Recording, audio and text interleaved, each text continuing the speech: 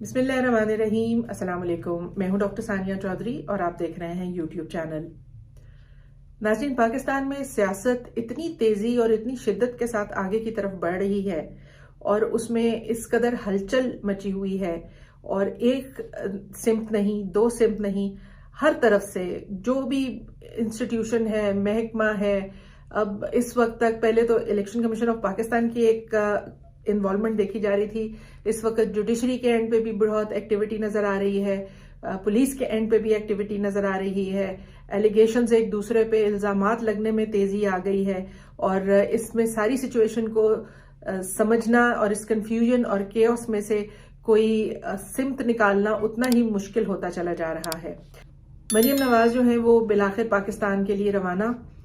Abu Dhabi में एक रात क़याम करने के बाद उनको वहां पर रिसीव करने और जाहिर है कि यहाँ से कुछ पैगामात लेकर उनके लिए मरियम औरंगजेब पहुंची और यहाँ पर लाहौर में उनका इस्तकबाल जो है वो एक इंतहाई पुरजोर किस्म का,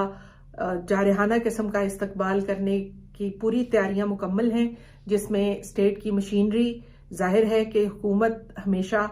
अपनी पार्टी और अपने जो लोग होते हैं उनको भरपूर सपोर्ट देती है और मरियम नवाज जिस कैपेसिटी में वापस आ रही हैं as leader of Pakistan Muslim League Noon in absence of Mian Nawaz Sharif, तो उस सूरत में उनको जो प्रोटोकॉल और जो सिक्योरिटी और जो उनको एक मकाम दिया जाने वाला है वो सोचा ही जा सकता है। इसके बरक्स इमरान खान की सिक्योरिटी जो है उसको वापस लेने की बदस्तूर एक सिलसिला जो है वो चल पड़ा है, जिसके हवाले से शिबली फराज साहब ने एक मीडिया टॉक की और उसमें उन्होंने ये बताया कि केपीके की सिक्योरिटी की वापसी, उसके बाद पंजाब की सिक्योरिटी की वापसी और इस तरह से ये सिलसिला आगे जा रहा है। और वो जो सिक्योरिटी वापस मांग रहे हैं उनसे कह रहे हैं कि जी ये ज़बानी कलामी नहीं, आप इसको बाकायदा लिख कर तहरीरी तौर पे दें कि आप सिक्योरिटी वापस ले रहे हैं, क्योंकि कॉन्स्टिट्यूशन और लॉ ऑफ द लैंड जो है वो सारे तमाम जितने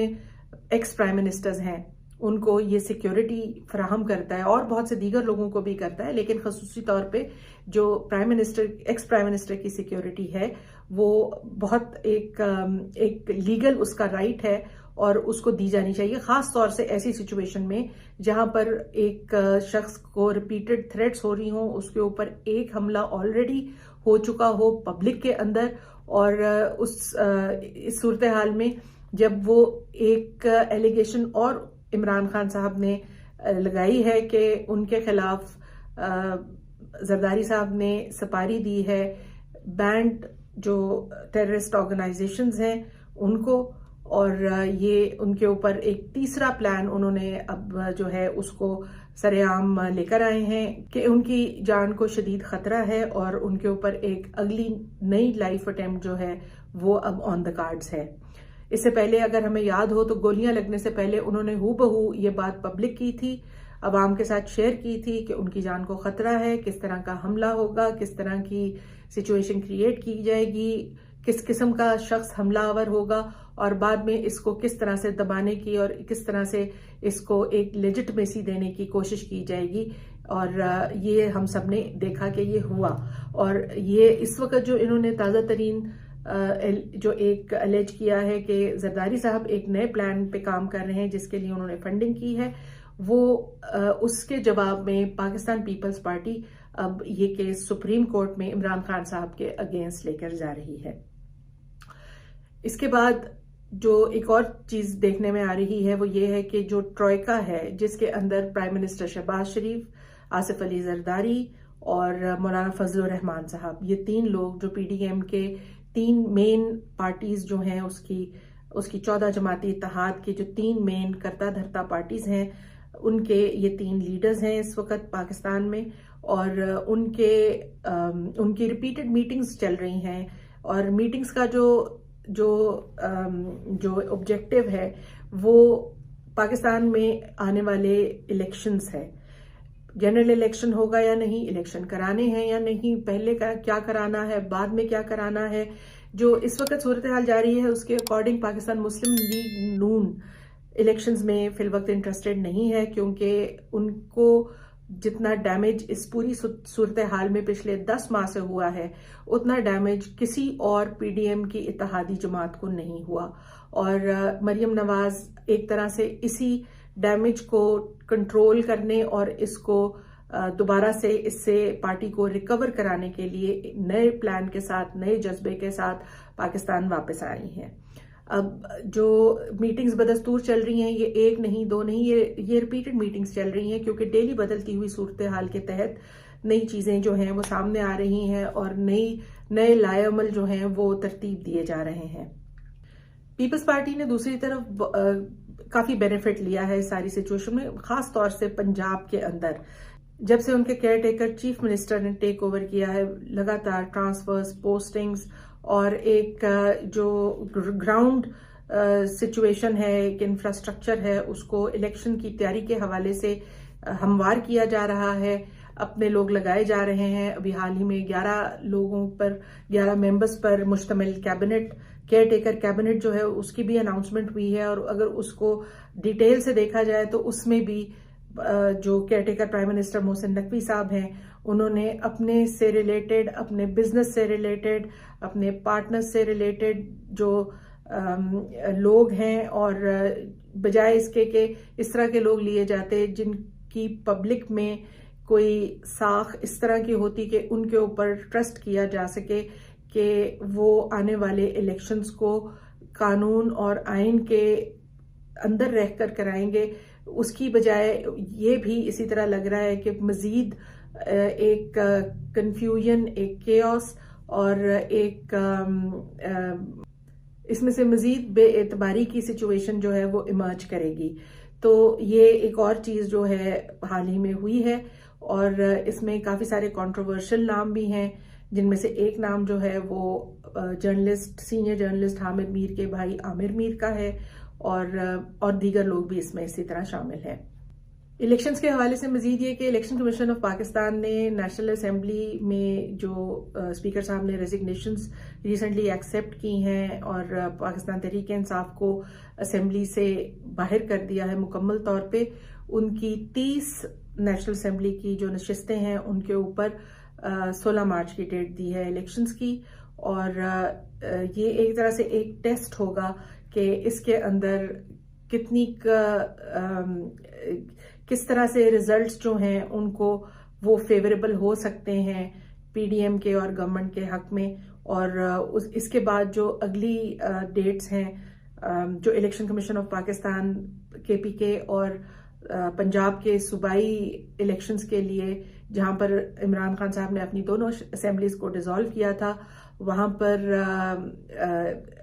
तकरीबन आखिरी हफ्ता जो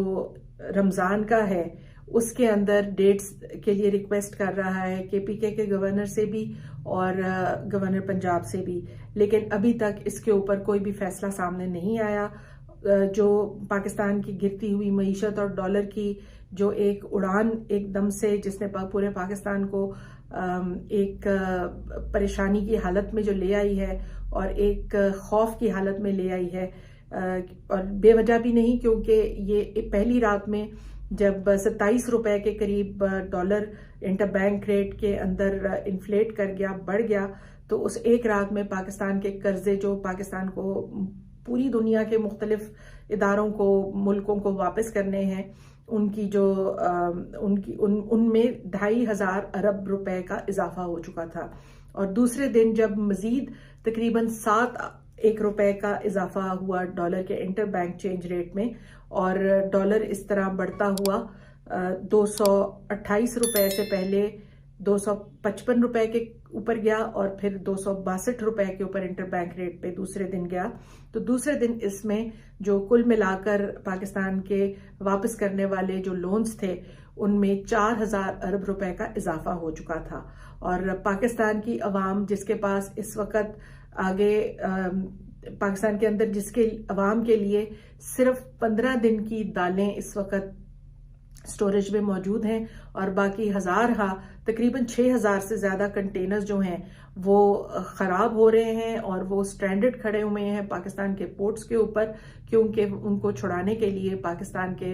रिजर्व्स में, फॉरेन एक्सचेंज रिजर्व्स में अब पैसे नहीं रहे और डॉलर की इस बदतरीन सूरत हाल के बाद अब मजीद तशवीश जो है वो फैलती जा रही है कि इसके बाद अब अगला कदम क्या आने वाला है। और इसके बाद जो इसहाक डार साहब ने अपने फैसलों की, अपने माशी फैसलों की जो उनकी नाकामी है उसका जो ब्लेम है वो अचानक से गढ़े मुर्दे उखाड़ने शुरू कर दी और उसका जो सारा मलबा था वो उन्होंने डाल दिया डॉन लीक्स के ऊपर और पनामा लीक्स के ऊपर कि अगर ये ना हुए होते तो पाकिस्तान की इकोनॉमी इस वक्त बहुत अच्छे हालात में होनी थी। तो ये एक तरह से जो उन्होंने गड़े मुर्दे उखाड़े हैं, उनकी अपनी इस वक्त सियासी सिचुएशन जो है और पोजीशनिंग जो है वो बहुत ज्यादा खतरे में आ गई है और बहुत से डिफेंसिव बयानात आने शुरू हो गए हैं, जिसमें से एक मोहम्मद जुबैर साहब का आया कि इसहाक डार साहब का जो ये ओपिनियन है ये पार्टी का ओपिनियन नहीं है और उन्होंने अपनी पार्टी को इससे डिसोसिएट करने की कोशिश की ताकि ये इसके पाकिस्तान के इदारों की तरफ से कोई रेपरकशंस जो हैं वो पार्टी के ऊपर ना आए। आने वाले दिनों में ये चीज़ मजीद तूल पकड़ेगी और इसमें हमें ये देखने को मिलेगा कि इसका क्या अंजाम या क्या खमियाजा भुगतना पड़ता है PMLN को, जो इस वक्त ऑलरेडी जिसकी सियासी सूरत हाल बहुत कमज़ोर से कमज़ोर तरीन खसूसी तौर से पंजाब में होती चली जा रही है। जहां नवाज शरीफ साहब इस वक्त इलेक्शन के हक पे नहीं है, वहीं पाकिस्तान पीपल्स पार्टी जो है वो इस वक्त को अपने लिए एक फीजिबल वक्त इलेक्शन का अपनी पार्टी के लिए देख रही है। तो ये इस वक्त की जो सिचुएशन चल रही है उसके हवाले से आप तक कुछ ज़रूरी खबरें पहुंचानी थी, कुछ एनालिसिस था। अपना बहुत ख्याल रखिएगा। अल्लाह ताला सबको अपने अमान में रखे। अल्लाह हाफिज।